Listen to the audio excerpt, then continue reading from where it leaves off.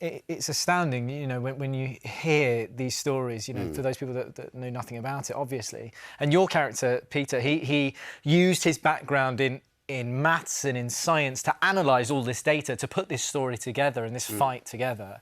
How did you find that as an actor, getting into all of that? Obviously, you know, because you have to learn that, I guess, the science jargon, right? Yeah, there was a bit of improvising around the scenes towards the end, and so I suddenly realised as soon as I started talking, I had to sound convincing as, you know, a machine engineer, so, an interpreter of data. So had its problems. How do you improvise that? Yeah. Well, do you know, I really went down a rabbit hole, and I did. I mean, Peter Hammond is the most extraordinary man.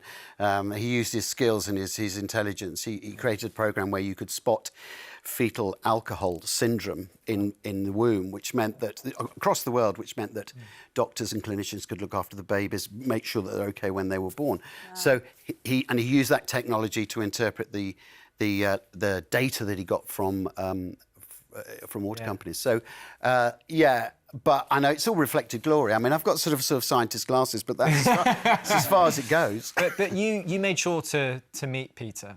Yeah, before you filmed this, and that's important for you in a role like this. Yeah, it is, because I think we all have perceptions of what a scientist might be, and he's from a very working class background in Liverpool, and that's the one thing I wanted to hang on to. Yeah. We don't look like each other.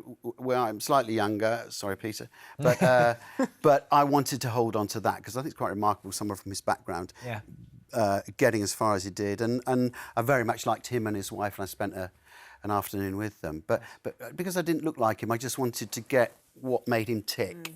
The sense of him. The sense of him, yeah. You know, you've played lots of real-life characters. I mean, you are an extraordinary actor. Why are you drawn to those roles, then, do you think?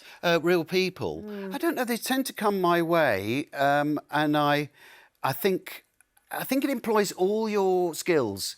So, in various degrees. So, it's not straightforward impersonation because you have to fill it up with a real sense of your own feelings as well. And yet, it's not straight drama. It's all about you. It's a hybrid between all those things. So, as a challenge, it's something in itself. But also, I like mimicking and all that in the very straight, you know, sort of Steve Coogan way. You know, he's just a brilliant mimic, and I think actors they just like mimicking. As well. There's one I'm really looking forward to, and that's you playing former FA chairman Greg Dyke in the BBC's version of Dear England. Obviously, this was a huge play that people loved. It's all about Sir Gareth Southgate and that England side. What was that like to film? Well, that was great. I had a smallish part in it. As a cameo in that. I really look like him, don't I? I mean, blimey. It's a no-brainer, isn't it?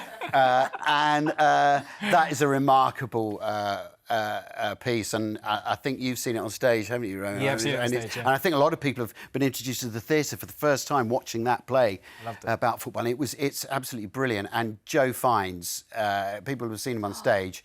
Well, he's him, isn't he? He's Gareth. magnificent in this, yeah. So it was a real joy to play Greg Dyke, yeah. Fantastic. Well, you can see Jason in his new drama, Dirty Business, from the 23rd of February, 9 o'clock on Channel 4.